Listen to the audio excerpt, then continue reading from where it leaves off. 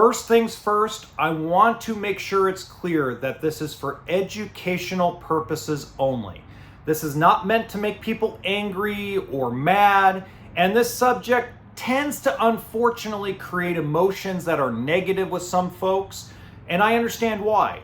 You know, when you've been taught something that was passed down to you by your grandfather, your great-grandfather, you know, a family member, a mentor, and they say things like cash is king, and you have someone saying the opposite, it seems to draw certain things out of folks.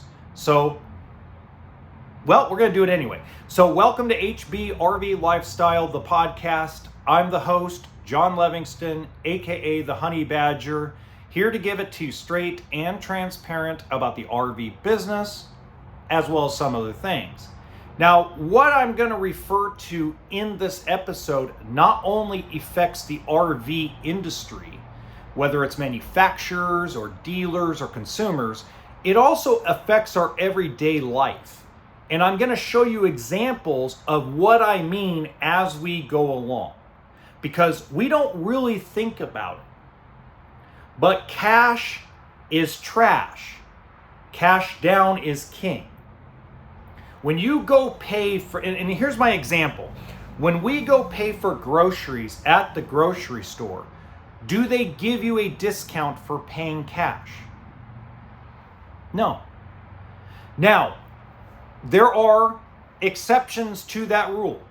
And the exception is if you go pump gasoline, a lot of times the gas station will give you a discount for paying cash per gallon because they don't have to pay the fee. Now, not every gas station's like that. You go to Love's, you go to Pilot, you go to some of the corporate places, they don't give you a discount for paying cash. But there are certain gas stations that I've seen around, yeah, if you pay cash, you get a tiny little discount. Sometimes it's 5 cents, sometimes it's 10 cents. I've seen up to 20 cents less if you come in with cash. Now, outside of all that, okay, everything is cash. So the difference is, let's say you're going to go buy a television at Walmart. You're going to buy clothes at Kohl's or Target. When do they give you a discount? When you get to the register, when do they offer you a discount? They offer you a discount at Lowe's, Home Depot, things of that nature, if you use their credit card. If you use their financing. A lot of times, now I'm not talking about the special financing stuff. I'm not talking about 60 months interest free on a washer dryer. I'm talking about when you go up and you're going to pay for wood, you're going to pay for a TV, you're going to pay for concrete, you're going to pay for groceries. You go to Walmart, you go to Target, go into these places. If you use their credit card, they either give you an upfront discount of 2.5% to 10%, depending on the situation, or they offer you a cashback rewards program for using that card. They incentivize the entire spectrum of what we buy through debt. Because our dollar, our money, is based on debt. The dollar you have in your pocket, the $100 you have in your pocket, is based on a digital currency system called debt. It's not backed by anything. Not realistically. We used to be on the gold standard and things of that nature, but once Nixon got in office, it basically became debt. Okay. Now, when you go and buy an RV, when you go buy a motorhome, a travel trailer, anything of that nature that deals with a dealership or a retail store, when you pay cash, you take away a profit center.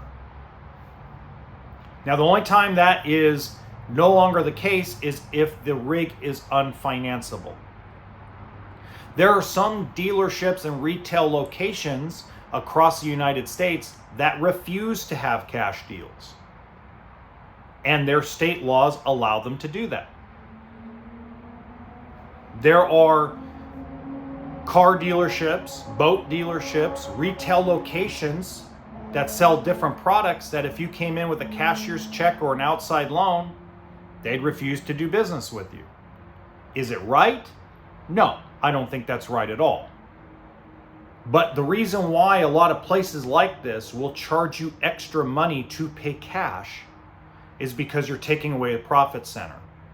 So in the RV industry, at the dealership level, there's 3 ways to make money. You can make money on the difference between what you paid for the trailer and what you sold it for. That's the profit. You can make money through the financing. The banks usually give a kickback. The average, not the max. So I don't want to hear from dealer knuckleheads, oh, that's not what they really make. They make more. The average dealership makes between 3 and 4% of the actual amount financed as a kickback from the lending institution. There are some lending institutions like credit unions that give 1%. There are some that give 6%. There are some give 5%. There's some give 2%, etc., etc. And by the way, you're not paying more of an interest rate for the most part than you would going and getting an outside loan. The retail rate of what you're paying majority of the time, I'm not going to say there's not exceptions, but for the most part, the retail rate you pay at the dealership lot, the final rate that you actually sign on the dotted line for, is either going to be less, the same, or very similar to what you're going to get at your local credit union or your local bank. And a lot of times with systems like Cuddle, dealerships already use local credit unions that you would usually just walk into. They now have an electronic system that makes the process a lot easier and a lot better. That's for cars, boats, RVs, etc. So I know it doesn't sound like a lot, but let's say that you have a $20,000 loan. And let's say the average is a $20,000 loan, and let's say the average is 4%. That's $800. Now that doesn't sound like a lot of money to you guys, okay? But if you do 10 loans a month at $800 a pop, that's $8,000.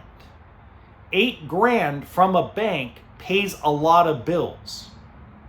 So if you took away that profit center and you took away that $8,000, they would have to raise the profit margin on the sale of the travel trailer, the RV motorhome, the toy hauler, the boat, the car, the truck. They would have to raise that profit margin and what they sell it for in order to make up that $800.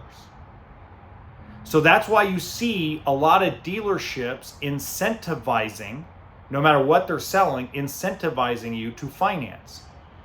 Hey, I'll give you $500 off if you finance through us. I'll waive the PDI fee. I'll waive the freight fee if you use our financing. They don't put it in writing. It's something that is spoken. Right? So a lot of the places lose out on the financing money, and that's not how it should be. So cash is trash. Cash is not king. Cash down is king. Now, the reason why cash down is king is because it's not the same in cars and trucks, but with most recreational vehicles, including side-by-sides and you know, boats, motorhomes, fifth wheels, toy haulers, etc., most of your lending institutions, including credit unions, want 10 to 15% cash down no matter what your credit is. There are exceptions. I've gotten 0 down loans done.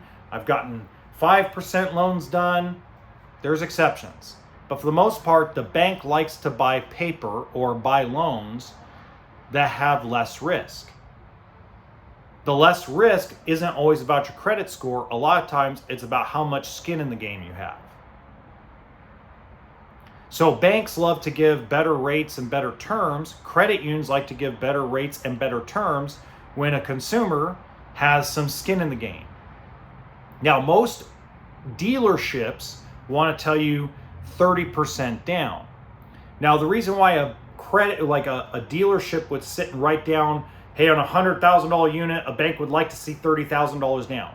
The reason why they do that is because in a lot of states, not every state, but in a lot of states, there's sales tax and license fees.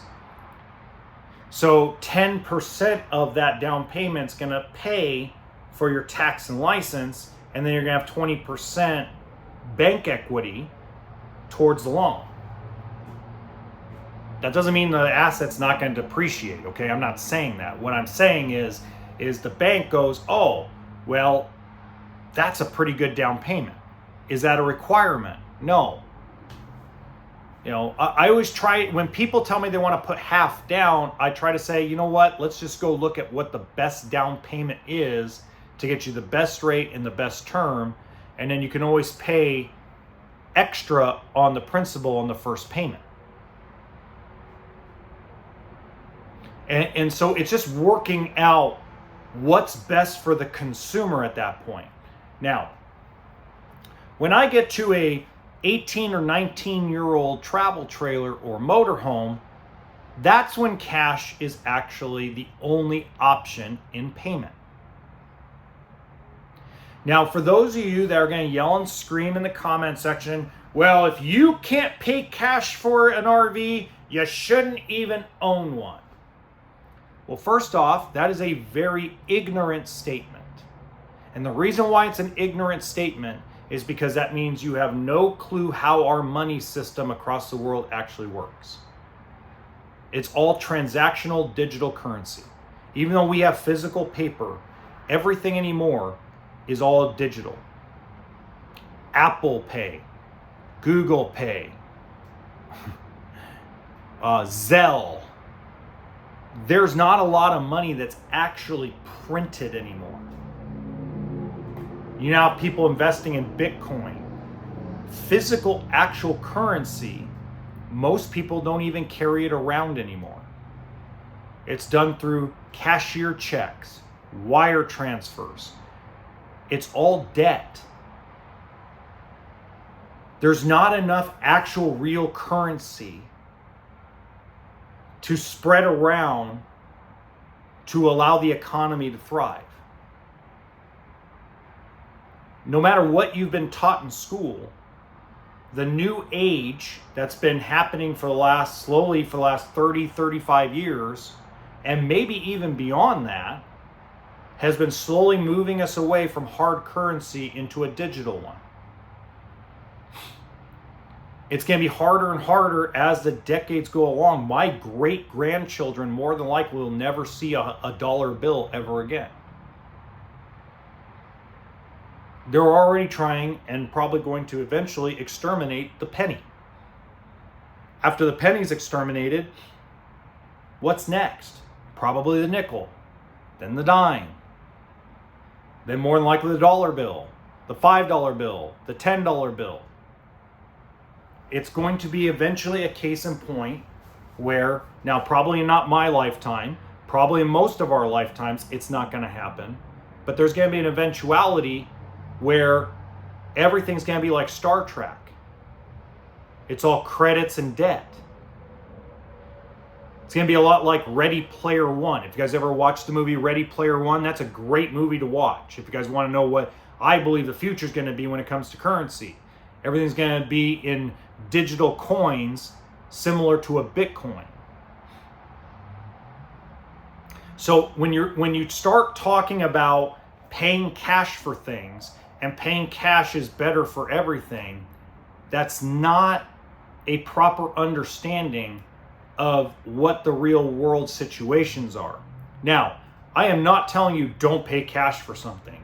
If you don't like payments, I want to make this clear. If you don't like payments and you like to own things in cash, you like to physically hold the title, you don't like, monthly payments or paying a lot of interest or things of that nature, you are a true, I don't want to have credit. I don't want to have a credit score. I want to own everything outright. That's how I was taught my whole life.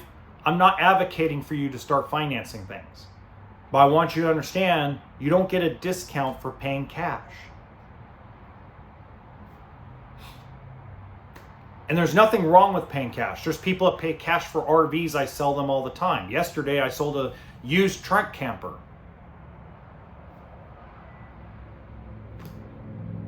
So a used truck camper,